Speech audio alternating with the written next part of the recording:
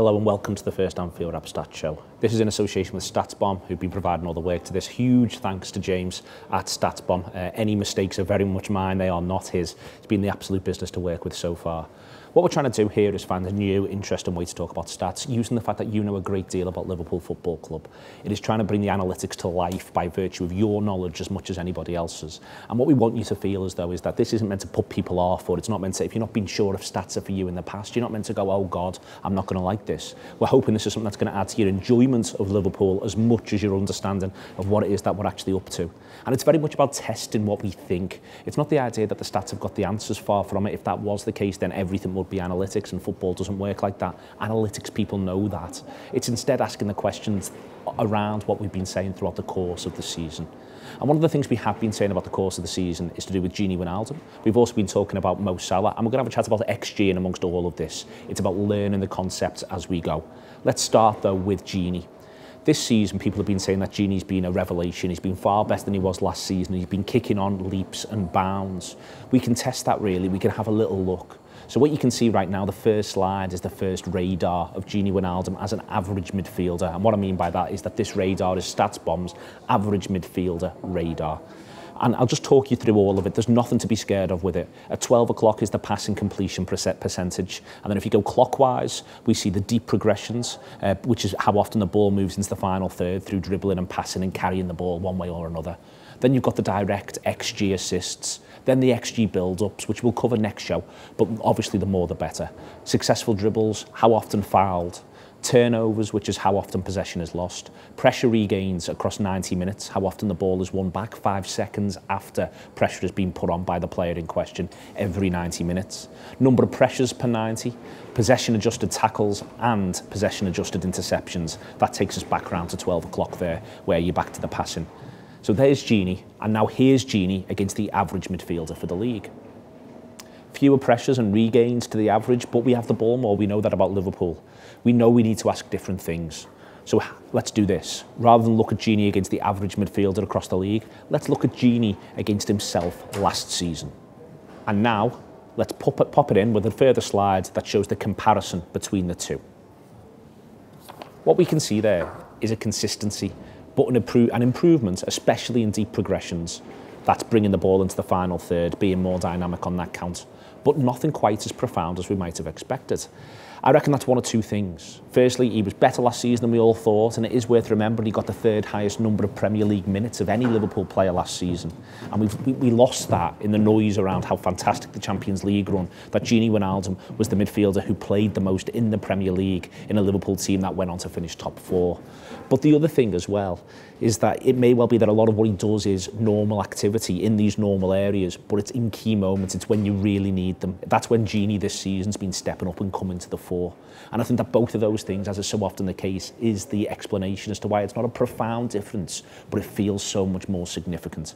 I think players stepping up at big moments counts, and it's what we remember when we look back on the game is the big moments.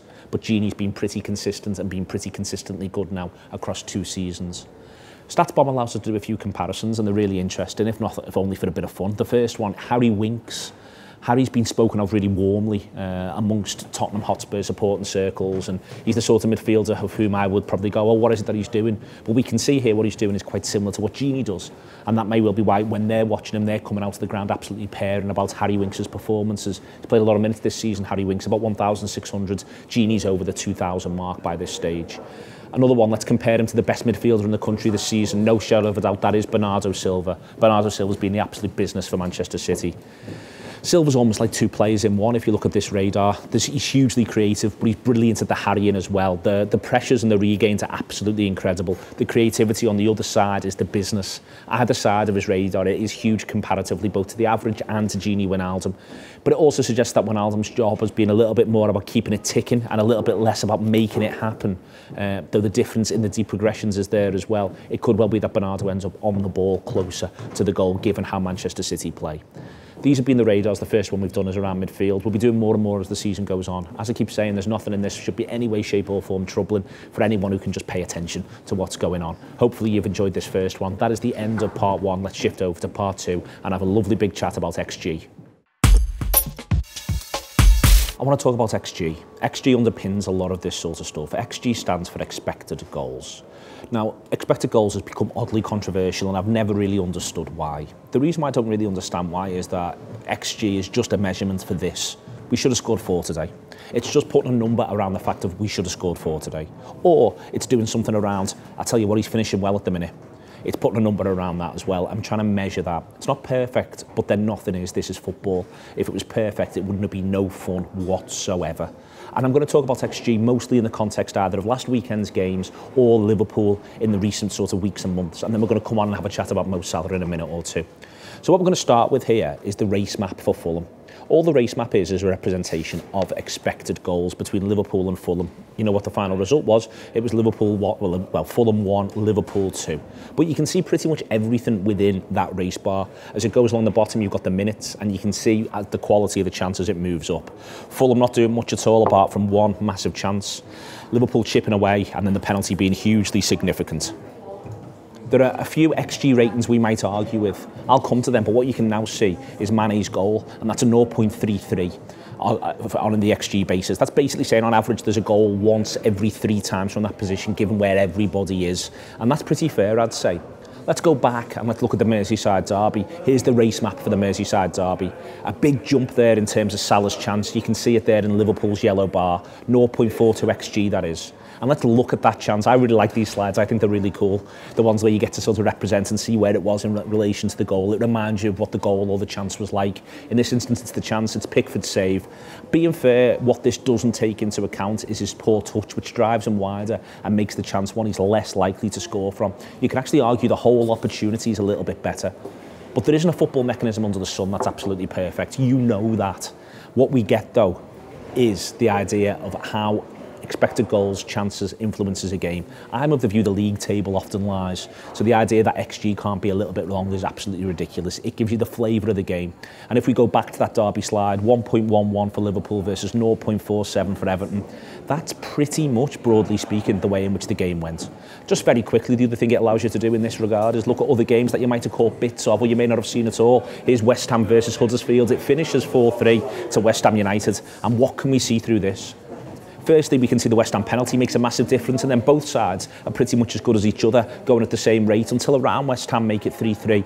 Then Huddersfield have this mad minute around 88 where 3 players, and you might have seen the highlights, they all miss a really good chance. Each of them's about 0.3 on XG on average. Puncheon misses, Billing misses, and then no one converts after Congolo misses, and then West Ham go and score the winner.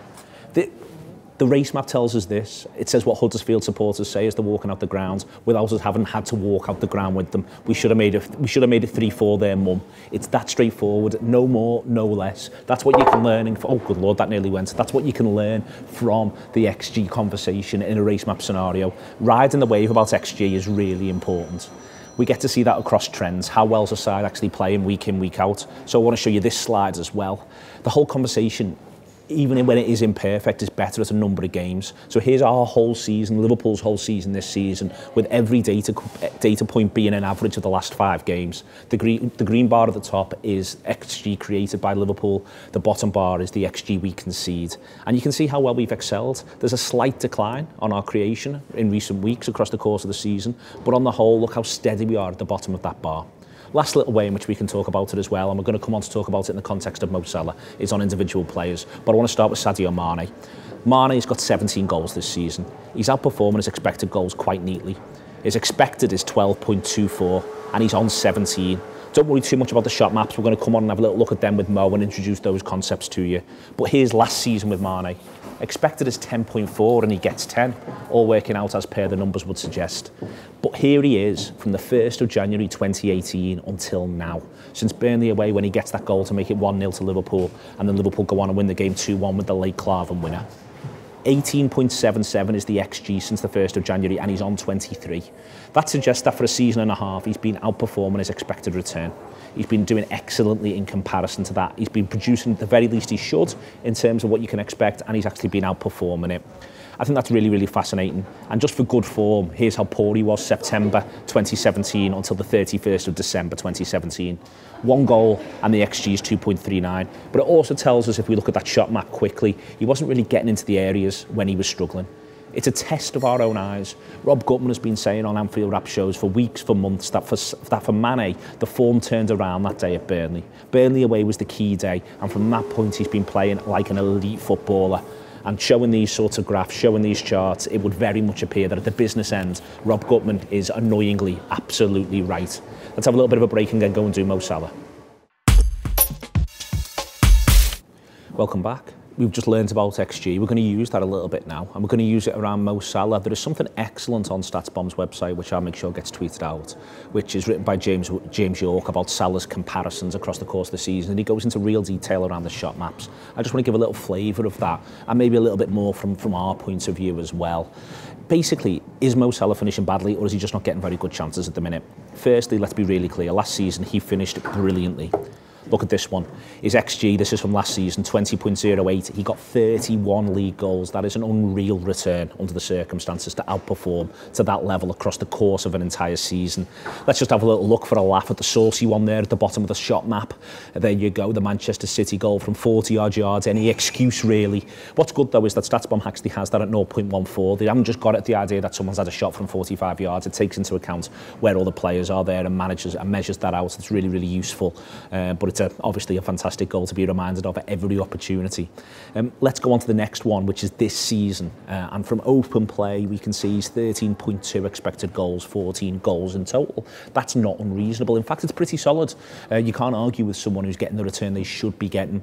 But let's have a look at his shots, just his shot map since the 24th of February. 1.31 expected goals, no goals. And look at where those shots are from. There's not really many bad misses in there.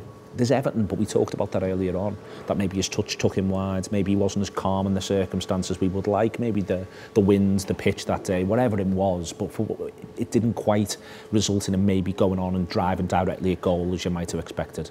He also has the tackle later on from Michael Keane. We don't measure that as a shot. He doesn't get his shot away. There's also a little dwell he has before against Watford, but the ball bounces back to Firmino and Firmino converts. But the point remains is that he isn't really missing. The point remains is that he's having shots from areas where actually it's quite difficult to score from. Fulham away, the late chance, the last slide here was 0.33, a 1 in 3. And we talked about that in the context of Sadio Mane's goal against Fulham, a 1 in 3 chance. And so without being reductive, that sort of feels right. You know, you see them dragged wide, you see them saved, you see them thrashed at and go past the post. 0.33 feels about right. Having the Mo chat needs more than just saying, well, he hasn't scored. He hasn't had a single really bad miss, and he's been continually creative, not just in the Champions League, but also in the league as well. The context at the moment does matter, and that's why those misses against Everton have stuck out, I think, in everybody's brains. And also the other thing that stuck out is that miss against Fulham late on when we wanted him to make it 3-1, to kill the game and to get the goal his performance deserved and the goal that maybe, just maybe, he needs. But we can't let the context of the moment dominate. Salah hasn't really missed a bad chance, and if I was Jurgen Klopp, I'd be saying to him, I'd be showing him the videos, saying, listen, you could have done a little bit better. You know you could have done a little bit better. You're a driven professional. But the flip side is no one's perfect, not even Messi. You miss occasionally, things are saved occasionally. We can't let the context of the moment dominate, and I expect to see Mo Salah come back and be pretty close to the numbers that we've seen either this season or maybe, if we get lucky, the last season from now until the end of the season. Listen, this has been our first show. We're going to keep doing it similar to this, little glossary of terms in the middle using a Liverpool-based example, doing a start where we have a look at something with a game ideally, doing an end and trying to look at the next game or expand some themes. Don't want it to be too long. I hope you've enjoyed this. Any feedback you want to give us, that's absolutely great. I want to make this as good as possible, as inclusive as possible, as much of a laugh as possible. It's been the first Anfield Wrap Stats Show.